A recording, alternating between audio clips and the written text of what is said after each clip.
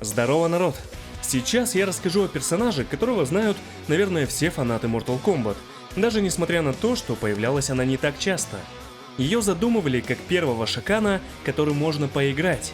Она изменялась в одной игре от ревизии к ревизии. Ее даже исключали из ростера, и у нее одна из самых интересных историй создания – Шива.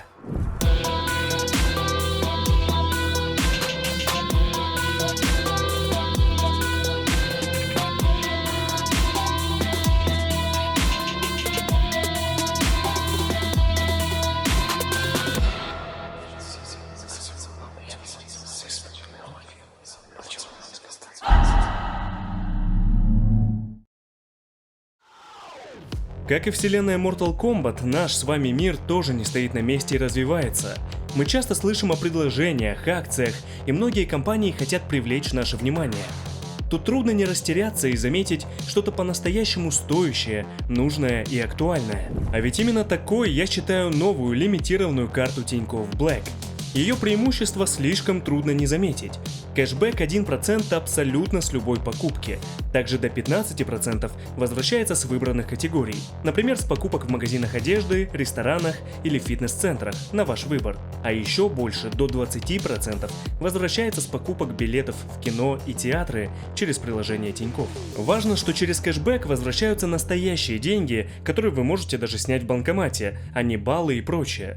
Кстати, наличку можно снимать без комиссии в любых банкоматах мира, а также переводы в любой банк по номеру карты или номеру телефона абсолютно бесплатны. А если оформите заявку по ссылке в описании, то получите 20% кэшбэка на видеоигры во всех популярных магазинах, 15% в Яндекс.Еде и Delivery Club, а еще 10% в App Store и Google Pay. Сейчас выпускают лимитированные карты в 3 дизайнах, то есть она не только выгодная, еще и довольно стильная. В общем, ссылка под видео, переходите и принимайте решение, но торопитесь, таких карт будет немного. Дебют Шивы состоялся в оригинальной 3-й части Mortal Kombat.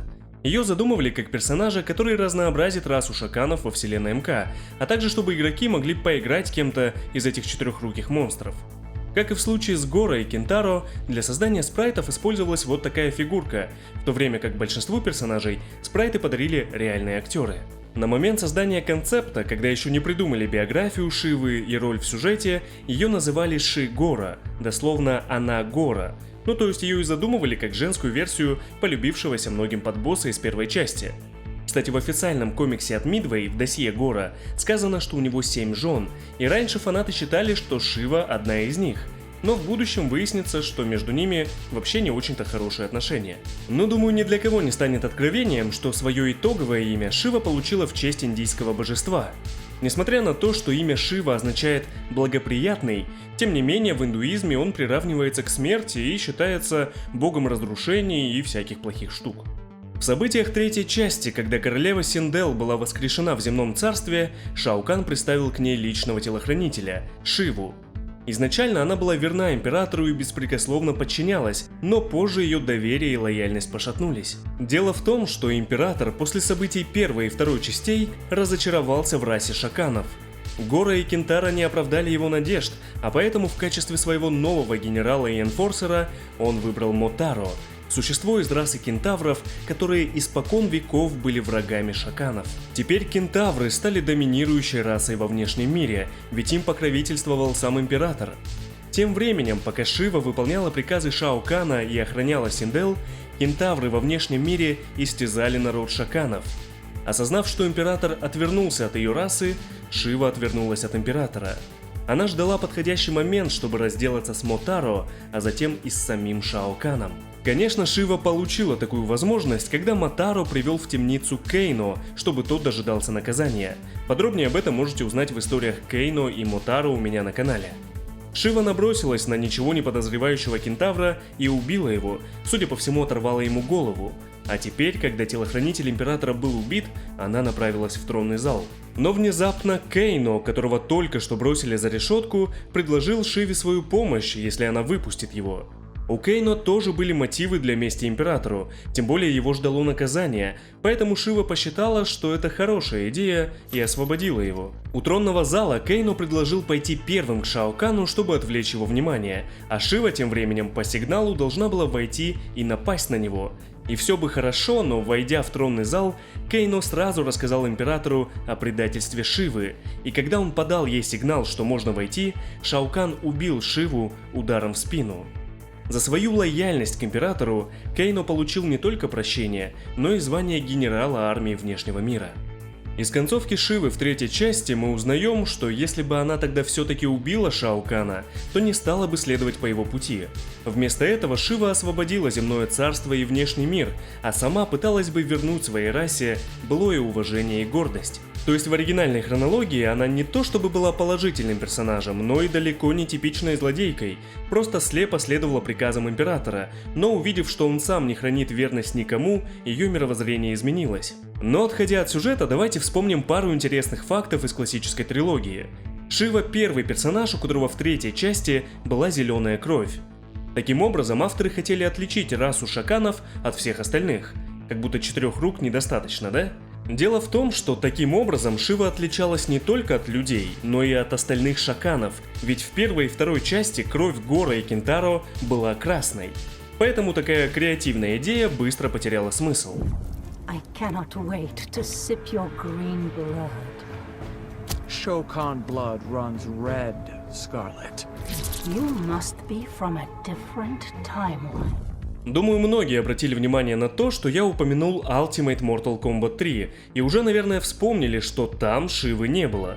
Действительно, персонажа нет в версиях игры для домашних консолей, хотя в оригинальной аркадной версии она, конечно, осталась. Официальная причина, почему персонажа убрали из ростера, наряду с некоторыми аренами, звуками и анималити, это банальная нехватка места на картриджах.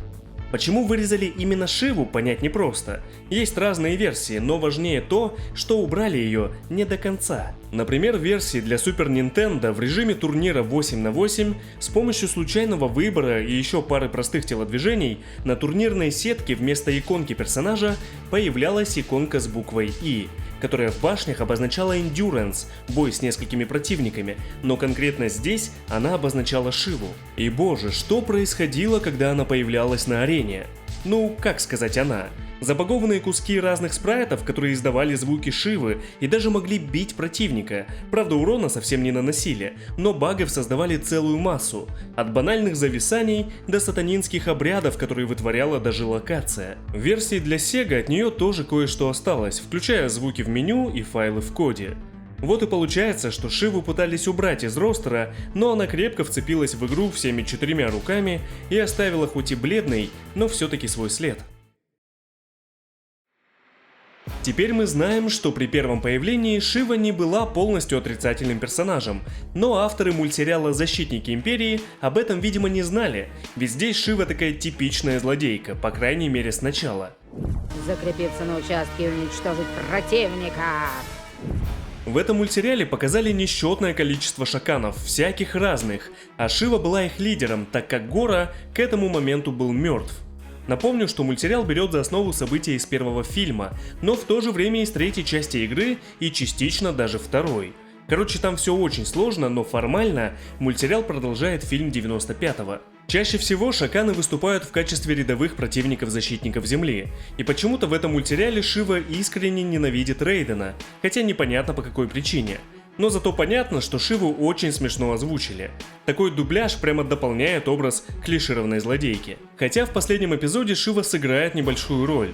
Она и другие шаканы примут участие в восстании против Императора, а их мотив напоминает события из третьей игры. Все дело в том, что Шао Кан стал более лоялен к кентаврам, чем к шаканам, и естественно Шиве это не по душе. Также в мультсериале Шан Цун принимал облик Шивы, чтобы обмануть защитников и заставить их поверить в то, что во время восстания она будет на их стороне. Но Рейдена не удалось обмануть, потому что он знал, что Шива ни за что не станет сотрудничать с ним. У тебя был очень хороший план, Шан, но ты совершил одну глупую роковую ошибку. Интересно, какую, громовержец? Ни за что на свете настоящий Шива не согласится сражаться на моей стороне. Разве не так, дорогая? Мы ненавидим друг друга. И я понял, если она хочет выманить меня, значит, это ловушка. Шаканы хоть и приняли участие в восстании, но выбрали сторону Шан Цуна. А чем там все закончилось, мы, к сожалению, уже никогда не узнаем. Но в следующем 97 году Шива появилась во втором фильме «Истребление», и провалиться мне на месте, но лучше бы ее там не было. Чтобы вы понимали, а я уверен, вы и без меня все понимаете, она играет роль тупого четырехрукого куска мяса в этом фильме. Вначале нам показывают, как она отвратительно кривляется вместе с остальными инфорсерами Императора, а затем ее просто сливают. Лю Кэн буквально давит ее клеткой, и все. Ни одной сцены битвы, просто добавили, чтобы было кого убить. Причем и появление перед смертью максимально тупое. Типа пришла и говорит: «Сейчас убью вас», а Лю Кэн такой: «Убей дизайнера по костюмам», и убежал. Причем на фоне Гора из первой части Шива в этом фильме совсем не похожа на Шакана. И дело даже не в том, что здесь не использовали аниматроника, а скорее в том, что это просто смуглая женщина с 4 руками. Ну, ей нарисовали пятна на руках, надели трехпалые варежки, но она скорее похожа на индийского бога Шиву, чем на Шиву из Mortal Kombat. Знаете, а ведь история Шивы в оригинальной хронологии закончилась там же, где и началась, в Mortal Kombat 3. Думаю, многие сейчас вспомнили, что она была в ростере Армагеддона, да и в сюжете ее там можно заметить, но на самом деле все не так просто. Очевидно, Шива, которую встречает Тейвен в преисподней, это очередная иллюзия Шинока, точно такая же, как и Мотаро, ведь ни ее биография, ни сюжет игр не говорят о том, что это именно та Шива, которая была убита в третьей части, и уж тем более не объясняют, как она вернулась. Поэтому, несмотря на то, что персонаж вернулся в новом облике, с оружием и так далее, ее не стоит воспринимать больше, чем иллюзию, чтобы проверить навыки Тейвена. Хотя упомяну, что в ее концовке говорится, если бы она победила Блейза, то превратилась бы в богиню разрушения и опустошала бы царство одно за другим с помощью Камидогу, чтобы они начали свое существование с нуля. Концовка, конечно, не каноничная, но очевидно отсылает к вышеупомянутому богу Шиве. Новая хронология немного раскрывает предысторию Шивы и вносит достаточно изменений, благодаря которым можно проследить, как здесь персонаж из типичного проходного злодея превращается в совсем неоднозначного и даже интересного. Новая биография Шивы гласит, что она происходит из рода Драко, а это, напомню, вид шаканов, который среди них считается королевским. Они наполовину люди, наполовину драконы. Как и остальные шаканы, Шива верно служила императору, а когда повстанцы из Эдении напали на крепость Шао Кана, она самоотверженно защищала королеву Синдел, не позволяя эденийцам вернуть ее. Именно за это в будущем Шао Кан сделал Шиву телохранителем Синдел, а после смерти королевы она стала главным тюремщиком в темницах императора. И вроде все звучит неплохо, но вот в самой игре Шива очередной мешок, который пинают все, кому не лень.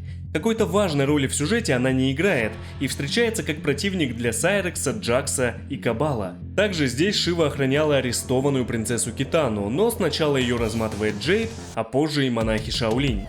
После битвы в главе за Кабала Шива больше не принимает участия в событиях.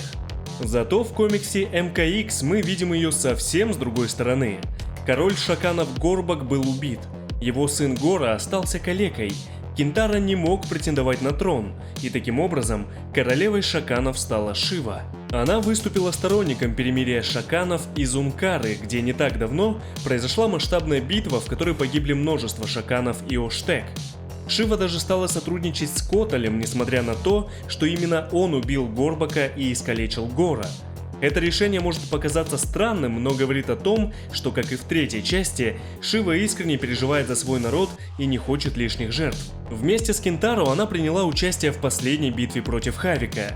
Они отправились на остров Шан Цуна и обнаружили, что там одновременно находятся Рейко и Мелина, враги Коталя.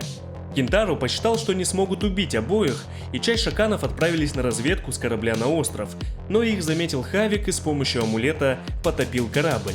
Шива выжила, и ей даже пришлось спасать Кинтаро, который, напомню, не умеет плавать. Ну а уже во время битвы против Хавика Шива вместе с остальными сражалась, чтобы освободить всех подконтрольных коду крови, и в целом им это удалось. Только вот Кинтаро был убит, обезглавлен. Жалко капец, конечно, он прям офигенный в этом комиксе. 11-я часть и дополнение «Последствия» также преподносят Шиву как разумную и справедливую королеву шаканов, которая не станет понапрасну жертвовать своим народом. Но тем не менее она согласилась на сотрудничество с Китаной, но только потому, что принцесса убедила Шиву в их победе над Шао Каном. А из последствий мы узнали, что несмотря на то, что теперь Шива сама королева своей расы, она все еще раскаивается в том, что в свое время не смогла уберечь королеву Синдел от смерти.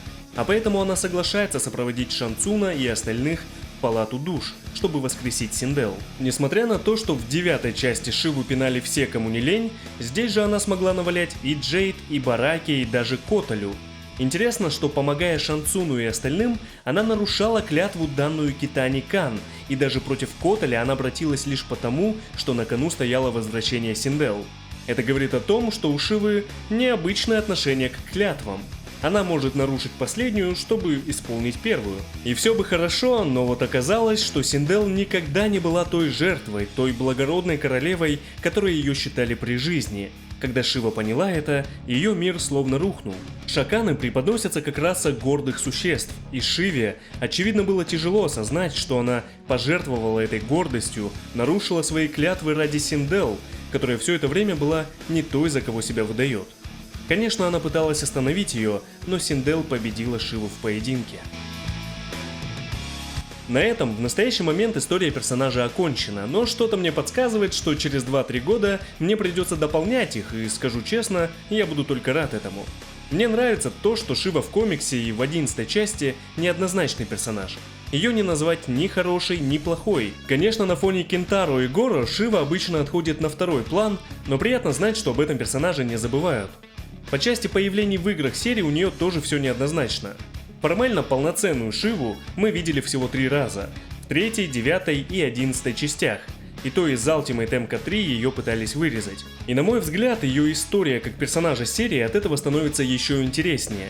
Тут есть о чем рассказать, проследить, как менялся ее характер и мировоззрение. Но впереди будет эволюция Шивы, поэтому к ней мы еще вернемся. Не прощаемся. Get away from me.